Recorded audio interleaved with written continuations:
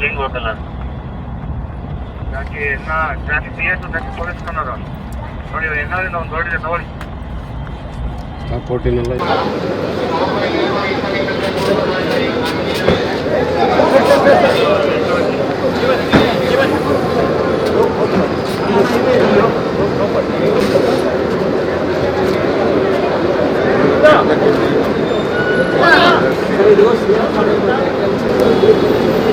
ಇದು ಮೇಲಿನ ಚೆನ್ನಾಗಿ ಕಳಿಸುತ್ತೆ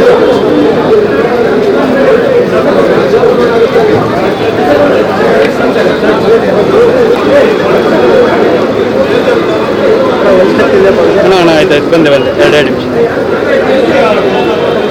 ಈ ಪಿಕ್ಚರ್ ಚೆನ್ನಾಗಿ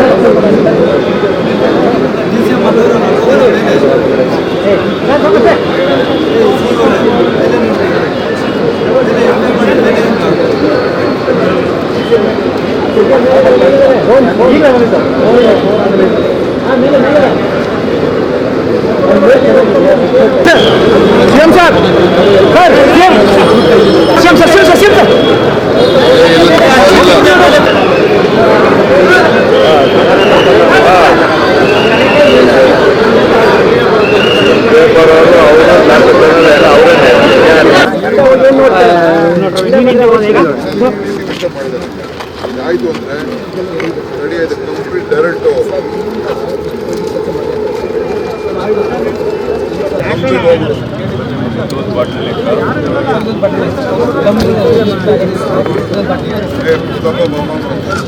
ನೋಡಿದ್ರೆ ಶಿಫ್ಟ್ ಮಾಡ್ಸೋಕ್ಕೆ ಮನೆ ಸ್ವಲ್ಪ ಕ್ಯಾಮ್ರಾ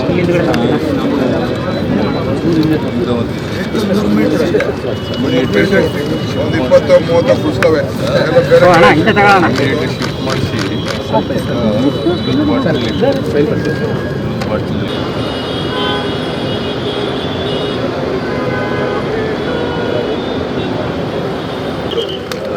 ಗೌರ್ಮೆಂಟ್ ಜಾಗ ಇಲ್ಲಿ ಸ್ಲಂಪ್ಗಳು ಹಾಕಿಸ್ತಾರೆ ಶೆಡ್ಗಳು ಹಾಕಿಸ್ತಾರೆ ಮೊಬೈಲ್ ಇಲ್ಲೇ ತೆಗಿರಿ ಲಿಂಕ್ ಕೊಡಬೇಕು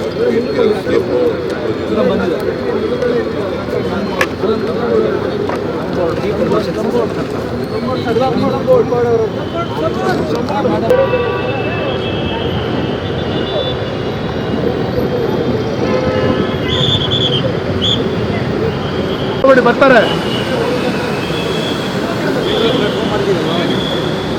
ಅಣ್ಣ ಕ್ಯಾಮ್ರಾ ಇನ್ನು ಮುಂದೆ ಅಣ್ಣ ಸ್ವಲ್ಪ ಹಿಂದೆ ಬರ್ರಪ್ಪ ಇವರ ಕ್ಯಾಮ್ರಾದವರು ಹಿಂದೆ ಬರಪ್ಪ ಇರೋ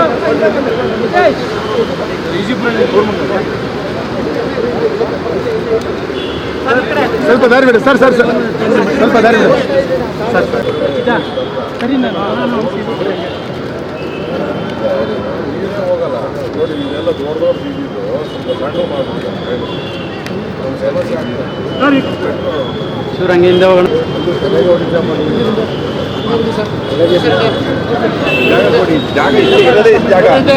ಎಲ್ಲ ಇದೆ ಮುಂದೆ ಬನ್ನಿ ಸರ್ ಮುಂದೆ ಬನ್ನಿ ಸರ್ 6 ತಿಂಗಳಾಗೋಯ್ತಲ್ಲ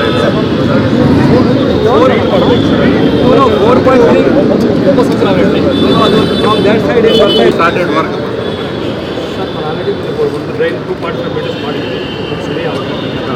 ಅಲ್ಲ ರೀಮಾಡೆಲಿಂಗ್ ಮಾಡಿ ಡಿಸೈನ್ ಮಾಡುವಾಗ 2.5 ಮೀಟರ್ ಮಾಡಿಬಿಟ್ಟು ಅದಕ್ಕೆ ದ್ಯಾಟ್ ಇಸ್ ನಾಟ್ ಕ್ಯಾರಿಂಗ್ ಅದರ ಪಕ್ಕದಲ್ಲಿ ಒಂದು ಪ್ಯಾರಲ್ ಮಾಡಿದ್ರು ಪ್ಯಾರಲ್ ಮಾಡಿ ಕೂಡ ಒಂದು ಪಾಯಿಂಟ್ಗೆ ಸೇರಿಬಿಟ್ಟಿದ್ದಾರೆ ಎಲ್ಲ ತೆಗೆದು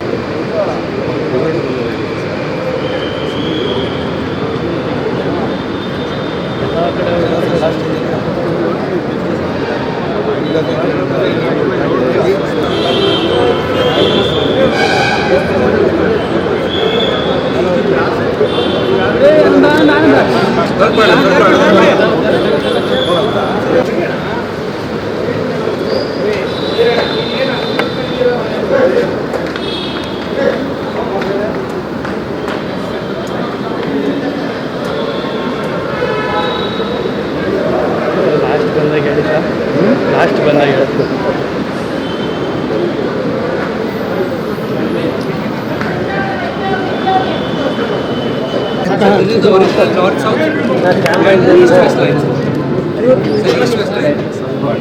Now this is going to be the first stage, which is going towards airport. ಈ 50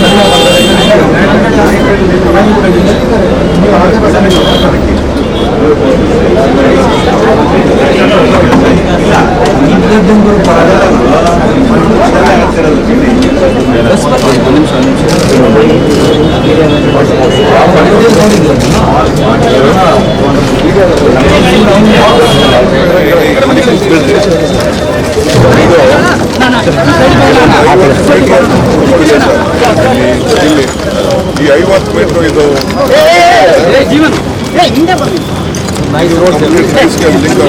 ಇದು ಯಾಕೆ ಮುಂದೆ ಹೋಗ್ತಿದ್ದೀರಿ? ಏನು ಸಿಗಲ್ಲ, ಬರೋಣ ಇಲ್ಲ ಬಿಡೋಣ, ಯಾರು ಹೋಗಲ್ಲ. ಇಲ್ಲಿ ಕಷ್ಟ ಮಾಡಿದ್ದಾರೆ. ಇದಾಯ್ತು ಅಂದ್ರೆ ರೆಡಿ ಆದ ಕಂಪ್ಲೀಟ್ ಡೈರೆಕ್ಟ್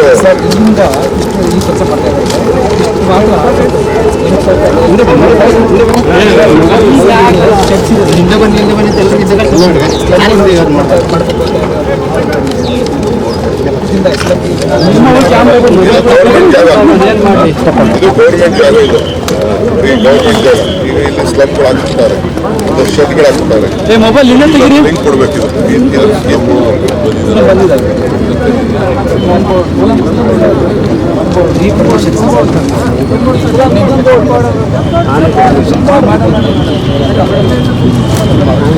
ರೋಡ್ ಥ್ರೂ ಆಗ್ಬಿಡ್ತದೆ.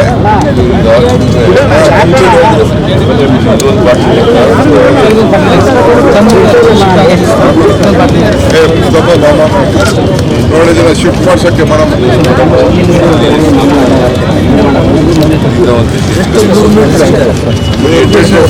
ಒಂದು 20-30 ಕುಸ್ಲವೆ ಎಲ್ಲ ಬೇರೆ ಶಿಫ್ಟ್ ಮಾಡಿಸಿ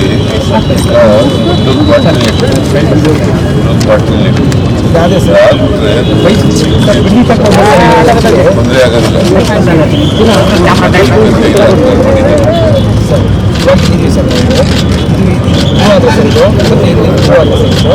ಇಲ್ಲಿಂದ ಬಂದು ಇವಾಗ ಕೆಂಗೇರಿಗೆ ಹೋಗ್ತಾರೆ. ಕೆಂಗೇರಿ ಎಕ್ಸ್ಪ್ರೆಸ್ ಸರ್, ಇದು ಇಷ್ಟು ಮಾತ್ರ ಲ್ಯಾಂಡ್ ಕೊಟ್ಟಿಲ್ಲ ಸರ್. ಈಗ ಇದು ನೈಸ್ ಎಕ್ಸ್ಪ್ರೆಸ್ ಇಷ್ಟು ಲ್ಯಾಂಡ್ ಬಂದಿದೆ ಸರ್. ಇದು ಅಕ್ವೈರ್ ಆಗಿದೆ ಸರ್. ಇಷ್ಟು ಮಾತ್ರ ಲ್ಯಾಂಡ್ ಅಕ್ವೈರ್ ಆಗಿದೆ ಸರ್. 58 ಲ್ಯಾಂಡ್ ಕೊಟ್ಟರೆ ಸರ್. ಇಲ್ಲಿಂದ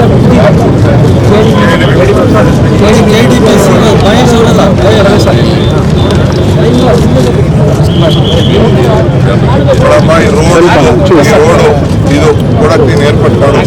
ಇದು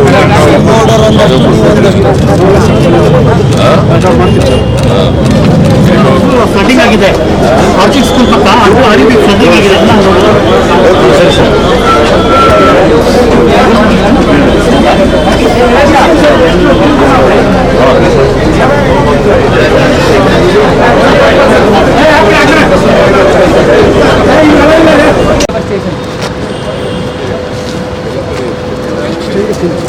ಸ್ಥಳದಲ್ಲಿರ್ತದೆ.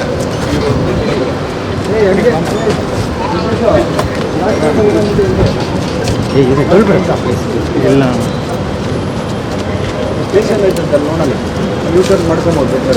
BTM ಸ್ಟೇಷನ್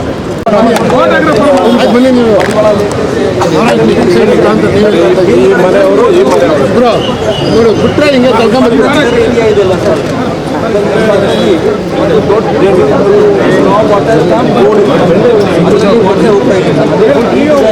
ಅಲ್ಲಿ 4 ಕೋಟಿ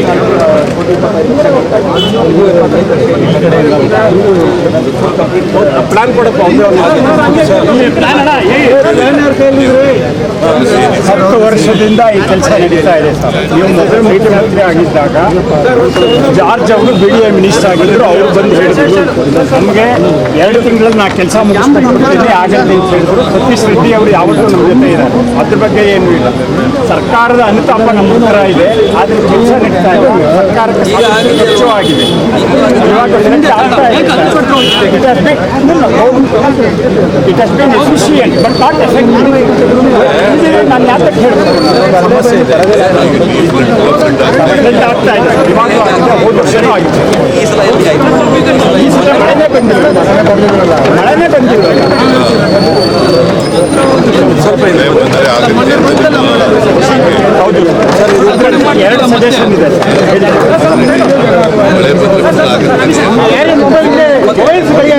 ಇದೆಲ್ಲ ನಮ್ಮ ಜಯನಗರ ಕಡೆಯಿಂದ ಬಂದು ಈ ಕಡೆ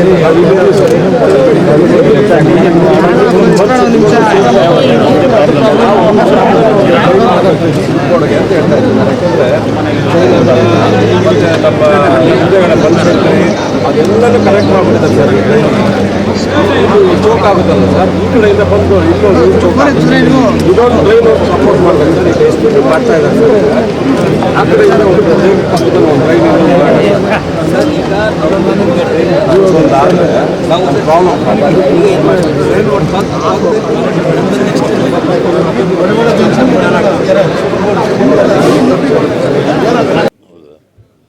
ವೆರಿ ಗುಡ್. ಸೊ ಇವತ್ತು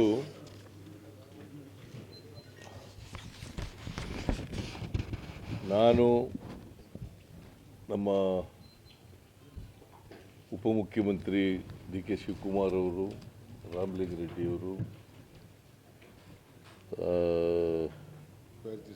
ಬೈರತಿ ಸುರೇಶ್, ನಗರಾಭಿವೃದ್ಧಿ ಸಚಿವರು, ಆಮೇಲೆ BDA ಚೇರ್ಮನ್, ಮುಖ್ಯ ಕಾರ್ಯದರ್ಶಿಗಳು ಮತ್ತು ಎಲ್ಲ BBMP ಕಮಿಷನರು, ಅಡ್ಮಿನಿಸ್ಟ್ರೇಟರು, BDA, BWSSP, ಪೊಲೀಸ್ನವರು ಎಲ್ಲರೂ ಕೂಡ ಅನೇಕ ಪ್ರದೇಶಗಳಿಗೆ ಭೇಟಿ ಕೊಟ್ಟಿದ್ದವು. ಯಾಕಂತಂದರೆ ಜೂನಿಂದ ಮುಂಗಾರು ಪ್ರಾರಂಭ ಆಗ್ತದೆ. ಈಗ ಪ್ರೀ ಮಾನ್ಸೂನ್ ಸುಮಾರು 1ನೇ ತಾರೀಕಿನಿಂದ ಇವತ್ತಿನವರೆಗೆ ಮಳೆ ನಮ್ಮ ವಾಡಿಕೆ ಮಳೆಗಿಂತ ಜಾಸ್ತಿ ಆಗಿದೆ. ಮೇ ತಿಂಗಳಲ್ಲಿ ಪ್ರೀ ಮಾನ್ಸೂನ್ ಮಳೆ. ಸೊ ಅದರಿಂದ ಕೆಲವು ಕಡೆ ಪ್ರವಾಹ ಬಂದಿವೆ ಅಂತೇಳಿ ವರದಿಯಾಗಿದೆ.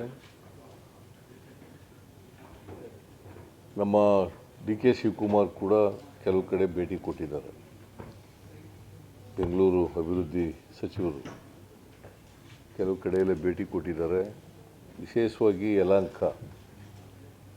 ಯಲಹಂಕದಲ್ಲಿ TV ಚಾನಲ್ಲೆಲ್ಲ ಬಂದಿತ್ತು, ಪೇಪರ್ಲೆಲ್ಲ ಬಂದಿತ್ತು. ಕೂಡಲೇ ನಾನು ಸಂಬಂಧಪಟ್ಟಂಥ ಮಂತ್ರಿಗಳಿಗೆ ಮಾತಾಡಿದ್ದೆ. ಅಲ್ಲಿ ಸುಮಾರು 20 ಮನೆಗಳಿಗೆ ನೀರು ಮನೆ ಒಳಗಡೆ ನುಗ್ಗಿತ್ತು ಅಂತೇಳಿ ವರದಿಯಾಗಿತ್ತು. ಕೂಡಲೇ ಡಿ ಕೆ ಶಿವಕುಮಾರ್ ಅವ್ರಿಗೆ ಮಾತಾಡಿದ್ದೆ ನಾನು. ಡಿ ಕೆ ಶಿವಕುಮಾರ್ ಅವ್ರಿಗೆ ಆ ಸ್ಥಳಕ್ಕೆ ಭೇಟಿ ಕೊಟ್ಟು ಆಮೇಲೆ ಫಾರೆಸ್ಟ್ ಮಿನಿಸ್ಟರ್ ಜೊತೆಲೂ ಕೂಡ ಮಾತಾಡಿದೆ. ಯಾಕಂದರೆ ಅಲ್ಲಿ ಒಂದು ಕೆರೆ ಇದೆ. ಆ ಕೆರೆಗೆ ನೀರು ಹೋಗಕ್ಕೆ ಮಾಡಬೇಕಾದ್ರೆ ಫಾರೆಸ್ಟ್ ಅಡ್ಡ ಬರ್ತದೆ. ಆ ಫಾರೆಸ್ಟ್ನವರು BBMP ಅವರಿಗೆ ಮಾಡಲಿಕ್ಕೆ, ನೀರು ಹೋಗಲಿಕ್ಕೆ ಮಾಡಲಿಕ್ಕೆ ಅವಕಾಶವನ್ನು ಕೊಟ್ಟಿರಲಿಲ್ಲ. ನಾನು ಫಾರೆಸ್ಟ್ ಮಿನಿಸ್ಟರ್ ಮಾತಾಡಿ, ಫಾರೆಸ್ಟ್ ಅಧಿಕಾರಿಗಳಿಗೆ ಮಾತಾಡಿ, ಫಾರೆಸ್ಟು ಪ್ರಿನ್ಸಿಪಾಲ್ ಸೆಕ್ರೆಟರಿ ಮಂಜುನಾಥ್ ಅವ್ರಿಗೆಲ್ಲ ಮಾತಾಡಿ ಈಗ ಆ ಸಮಸ್ಯೆ ಬಗೆಹರಿದಿದೆ. ಅಲ್ಲಿ ನೀರು ಕೆರೆಗೆ ಹೋಗಲಿಕ್ಕೆ ದಾರಿ ಮಾಡಿರಲಿಲ್ಲ. ಅದನ್ನು ಮಾಡ್ತಕ್ಕಂಥದ್ದನ್ನು ಕೂಡ ಮಾಡಿದ್ದೀವಿ. ಇವತ್ತು ನಾನು ಮತ್ತು ಡಿ ಕೆ ಶಿವಕುಮಾರ್ ಮತ್ತು ನಾನು ಈಗ ಹೇಳಿದ್ನಲ್ಲ ಇವರು ರಾಮಲಿಂಗಾರೆಡ್ಡಿ, ಸುರೇಶ್, ಬೈರತಿ ಸುರೇಶ್ ಇವರೆಲ್ಲರೂ ಕೂಡ, ಆಮೇಲೆ BDA ಚೇರ್ಮನ್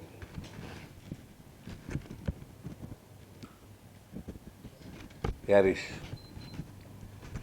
ಅವರೆಲ್ಲರೂ ಕೂಡ ಹೋಗಿದ್ದು, ಅಧಿಕಾರಿಗಳೆಲ್ಲ ಹೋಗಿದ್ದು, ಚೀಫ್ ಸೆಕ್ರೆಟರಿನೂ ಕೂಡ ಬಂದಿದ್ದರು. ನಾವು ಬಸ್ನಲ್ಲಿ ಹೋಗಿದ್ದು. ಮೊದಲು ಗಾಳಿ ಆಂಜನೇಯ ದೇವಸ್ಥಾನ ಅದರ ಹತ್ರ ಇರ್ತಕ್ಕಂಥ ಒಂದು ಮೋರಿ, ಅದನ್ನು ವೀಕ್ಷಣೆ ಮಾಡೋದು. ಅಲ್ಲೇನಾಗಿದೆ ಅಂತಂದರೆ ಮಳೆ ಜಾಸ್ತಿ ಬಂದಾಗ ಆ ನೀರನ್ನು ಹೋಗಲಿಕ್ಕೆ ಎತ್ತರ ಸಾಲಲ್ಲ ಬ್ರಿಡ್ಜು. ಆಮೇಲೆ ಹೂಳು ಕೂಡ ಅಲ್ಲಿ ಸಿಲ್ಟಪ್ ಆಗಿತ್ತು.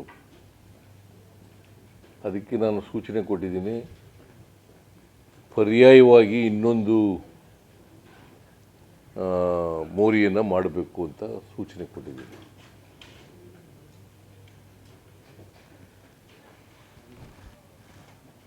ಇನ್ನೊಂದು ಮೋರಿ ಮಾಡಿ ಅಲ್ಲಿ ನೀರು ಇದೇನಿದೆ ಬಾಟಲ್ ನೆಕ್ ಏನಿದೆ, ಆ ಬಾಟಲ್ ನೆಕ್ಕು ನಿವಾರಣೆ ಆಗಲಿಕ್ಕೆ ಮಾಡ್ತಕ್ಕಂಥದ್ದಕ್ಕೆ ಮಾಡಿದ್ದೀವಿ. ಬೆಂಗಳೂರು ನಗರದಲ್ಲಿ 860 ಕಿಲೋಮೀಟರ್ 860 ಕಿಲೋಮೀಟರ್ ರಾಜಕಾಲುವೆ ಇದೆ.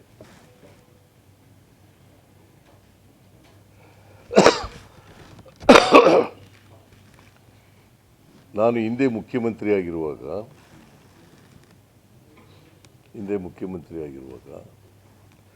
ಸುಮಾರು 491 ಕಿಲೋಮೀಟರ್ ರಾಜಕಾಲುವೆಯನ್ನು ತೆರವುಗೊಳಿಸಿತ್ತು. 491 ಕಿಲೋಮೀಟರ್. ಹಿಂದಿನ ಸರ್ಕಾರ ಇದ್ದಾಗ 195 ಕಿಲೋಮೀಟರ್ ತೆರವು ಮಾಡಲಿಕ್ಕೆ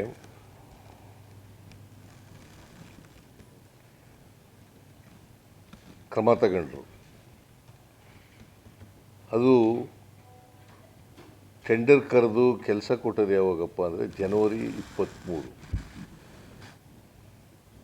ಅಂದರೆ ಮೊದಲಿಂದ ತಗೊಂಡಿದ್ದರೆ, ತೆರವು ಮಾಡೋಕ್ಕೆ ಕೆಲಸ ಮಾಡಿದರೆ ಈ ಸಮಸ್ಯೆ, ಇವತ್ತಿನ ಸಮಸ್ಯೆ ಬಗೆಹರಲಿಕ್ಕೆ ಬರಲಿಕ್ಕೆ ಸಾಧ್ಯ ಆಗ್ತಿರಲಿಲ್ಲ. ಅದಕ್ಕೆ 2 ವರ್ಷ ಟೈಮ್ ಕೊಟ್ಟಿದ್ದಾರೆ. ಜನವರಿ 23ರಿಂದ 25 ಜನವರಿಗೆ ಸುಮಾರು 1800 ಕೋಟಿ ರೂಪಾಯಿ ಇದಕ್ಕೋಸ್ಕರ ಖರ್ಚಾಗ್ತಾ ಇದೆ. 1800 ಕೋಟಿ.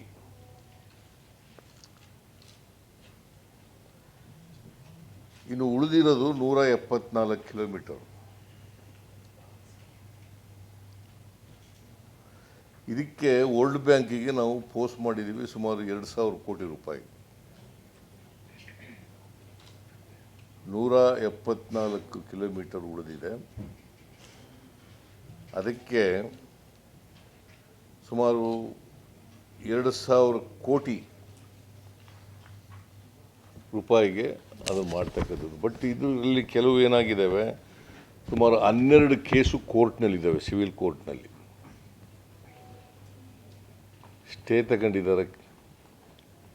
ಅವನು ಕೂಡ ಕೂಡಲೇ ಅಡ್ವೊಕೇಟನ್ನು ಈಗ ಕಾರ್ಪೊರೇಷನ್ ಅಡ್ವೊಕೇಟ್ಸು ಅಪೇರ್ ಆಗ್ತಾ ಇದ್ದಾರೆ. ಅದಕ್ಕೆ ಅಗತ್ಯ ಬಿದ್ದರೆ ಅದಕ್ಕೆ ವಿಶೇಷ ವಕೀಲರುಗಳನ್ನು ನೇಮಕ ಮಾಡಿ ಆ ಕೇಸ್ಗಳನ್ನು ಇತ್ಯರ್ಥಗೊಳಿಸಲಿಕ್ಕೆ ಪ್ರಯತ್ನವನ್ನು ಮಾಡಬೇಕು ಅಂತ ಸೂಚನೆ ಕೊಟ್ಟಿದ್ದೀನಿ. ಇದು ಈ ಕೇಸ್ಗಳಿಗೆ ಸಂಬಂಧಪಟ್ಟಂತೆ 12.15 ಕಿಲೋಮೀಟ್ರು ಕೋರ್ಟ್ಗಳಲ್ಲಿ, ಸಿವಿಲ್ ಕೋರ್ಟ್ಗಳಲ್ಲಿ ಪೆಂಡಿಂಗ್ ಇರ್ತಕ್ಕಂಥದ್ದು. ಮತ್ತು ಇದರಲ್ಲಿ ಎಷ್ಟು ಕಿಲೋಮೀಟ್ರ್ ಇದೆ ಅಂತಂದರೆ 12.15 ಕಿಲೋಮೀಟರ್ ಸಂಬಂಧಪಟ್ಟಂತೆ ಕೋರ್ಟ್ಗಳಲ್ಲಿ ಕೇಸ್ ಇದೆ 174ರಲ್ಲಿ. ಸೊ ಇದನ್ನೆಲ್ಲ ಇತ್ಯರ್ಥಪಡಿಸಲಿಕ್ಕೆ ನೀವು ಕೂಡಲೇ ಮಾಡಬೇಕು ಅಂತ. ಆಮೇಲೆ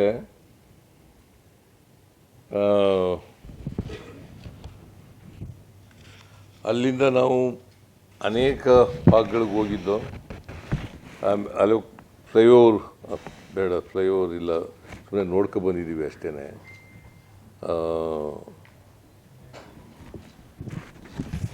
ಕಾಮಗಾರಿಗಳು ಎಲ್ಲೆಲ್ಲಿ ನಿಧಾನ ಆಗಿದೆ ಅವೆಲ್ಲನೂ ಕೂಡ ಮಾಡಬೇಕು ಅಂತ ಹೇಳಿದ್ದೀವಿ. ಒಂದು ಸಿಲ್ಟ್ ತೆಗಿಬೇಕು, ಎರಡನೇದು ಕಾಮಗಾರಿಗಳನ್ನು ತ್ವರಿತಗೊಳಿಸ್ತಕ್ಕಂಥ ಕೆಲಸ ಮಾಡಬೇಕು, ಮೂರನೇದು ಎಲ್ಲೆಲ್ಲಿ ಮರ ಒಣಗೋಗಿದೆ ಆ ಕೊಂಬೆಗಳನ್ನೆಲ್ಲ ಕತ್ತರಿಸಿ ಅಪಾಯ ಆಗಬಾರ್ದು ಮುಂದೆ, ಆ ಥರದ್ದು ಕೂಡ ಇನ್ಸ್ಟ್ರಕ್ಷನ್ಸನ್ನೆಲ್ಲ ಕೊಟ್ಟಿದ್ದೀವಿ. ಆಮೇಲೆ ಈ ಫುಟ್ಪಾತ್ಗಳಲ್ಲಿ ಹಳ್ಳ ಬಿದ್ದಿರ್ತವೆ, ಕಲ್ಲು ಎಲ್ಲ ಬಿದ್ದೋಗಿರ್ತವೆ, ಫುಟ್ಪಾತ್ ಇರೋದಿಲ್ಲ, ಇಂಥ ಕಡೆಯೆಲ್ಲ ಕೂಡಲೇ ಅದಕ್ಕೆ ಅಟೆಂಡ್ ಮಾಡಬೇಕು ಅಂತ ಹೇಳಿದ್ದೀನಿ.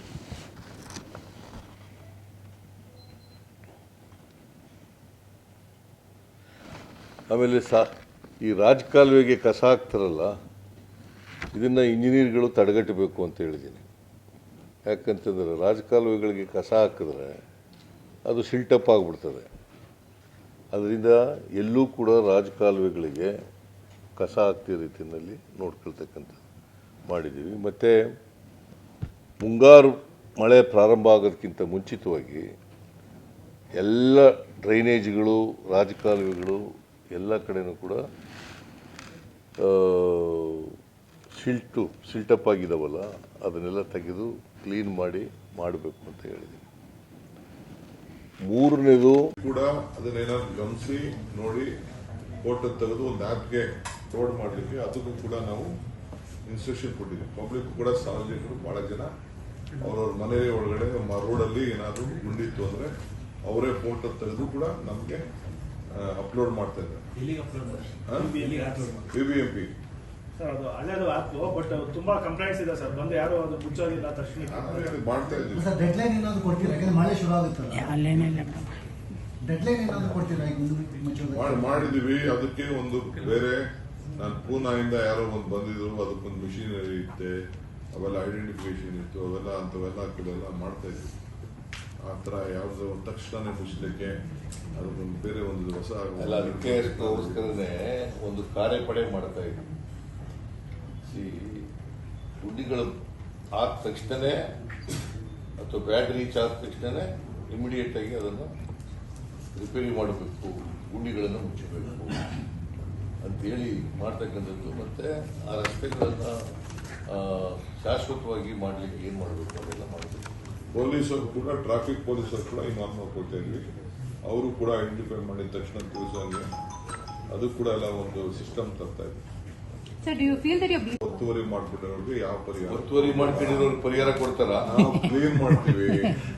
ಕ್ಲೀನ್ ಮಾಡಕ್ಕೆ, ಕನ್ಸ್ಟ್ರಕ್ಷನ್ ಮಾಡಕ್ಕೆ, ಸ್ಟಾಮ್ ವಾಟರ್ ಡ್ರೈನ್ ಕಟ್ಟಕ್ಕೆ ಮಾಡ್ತೀವಿ. ಎಲ್ಲ ಕಡೆನೂ ನಾರ್ತು ಸೌತು ಎಲ್ಲೆಲ್ಲಿ ದೊಡ್ಡ ದೊಡ್ಡ ಕೆರೆಗಳಿದೆ ಅದಕ್ಕೆಲ್ಲ ಹೋಗ್ಬೇಕು ಅಂತ. ಇದಲ್ಲದೆ ಕೆಲವು ಪ್ರೈವೇಟ್ ಲೆವೆಟ್ ಸಾಹೇಬ್ರು ಹೇಳ್ದಂಗೆ ಮೊನ್ನೆ ನಾನು ಇದಕ್ಕೆ ಯಲಹಂಕ ಹೋಗಿದ್ದೆ. ಪ್ರೈವೇಟ್ ಇದು ಲೆವೆಟ್ ಮಾಡಿದವರು ಸರಿಯಾಗಿ ಸ್ಟಾಮ್ ವಾಟರ್ ಡ್ರೈನ್ ಮಾಡಿಲ್ಲ, ಸ್ಟಾಮ್ ಕನೆಕ್ಷನ್ ಕೊಟ್ಟಿಲ್ಲ, ಇದೆಲ್ಲ ನೀರಿನ ಪೈಪ್ ಕನೆಕ್ಷನ್ ಕೊಟ್ಟಿಲ್ಲ, ಡ್ರೈನೇಜ್ ಕನೆಕ್ಷನ್ ಕೊಟ್ಟಿಲ್ಲ. ಎಲ್ಲರಿಗೂ ಕೂಡ ನೋಟಿಸ್ ಕೂಡ ಕೇಳಿದ್ದೀವಿ. ಅವರೇ ಅದನ್ನ ರೆಕ್ಟಿಫೈ ಮಾಡಿಕೊಡ್ಬೇಕು, ಅವ್ರವ್ರ ಏರಿಯಾ ಅವರವರೇ ರೆಕ್ಟಿಫೈ ಮಾಡಿಕೊಡ್ಬೇಕು ಅಂತ ಹೇಳಿದ್ವಿ. ಕೆಲವು ಕಡೆ ಎಲ್ಲ ನಮ್ಮವರೆಲ್ಲ ಮಾಡಿದ್ದಾರೆ ಕಾರ್ಪೊರೇಷನ್, ಬಟ್ ಭಾಳ ಲೋ ಲೈನ್ ಅನ್ಪ್ಲಾನ್ಡ್ ಮಾಡಿದ್ದಾರೆ. ಅಂತ ಕಡೆ ಎಲ್ಲ ರೆಕ್ಟಿಫೈ ಮಾಡೋಕ್ಕೂ ಕಡೆ ಹೇಳಿದ್ವಿ. ಅದಕ್ಕೆ ಮುಂಜಾಗ್ರತೆಯಾಗಿ ನಾನು ಒಂದು ರೋಡ್ ಮಾಡಿದ್ದೆ. CM ಒಂದು ಇವತ್ತೆಲ್ಲ ಇನ್ಸ್ಟ್ರಕ್ಷನ್ಸ್ ಆಫೀಸರ್ಸ್ಗೆಲ್ಲ ಕೊಟ್ಟಿದ್ದಾರೆ. ಯಾರಿರಲಿ ಇಲ್ಲದೆ ಹೋಗಲಿ, ಯಾವ ಇಂಜಿನಿಯರ್ ಬಂದೇ ಬರಲಿ, ನಮ್ಮೆಲ್ಲ ಹೆಡ್ಗಳು ಬಂದಿದ್ದು ಎಲ್ಲರೂ ಕೂಡ ಏನು ಇನ್ಸ್ಟ್ರಕ್ಷನ್ ಕೊಡಬೇಕು ಕೊಟ್ಟಿದ್ದಾರೆ. ಮಿಕ್ಕಿದ್ದು ನಾನು ಫಾಲೋ ಮಾಡ್ತೀನಿ. ಆಮೇಲೆ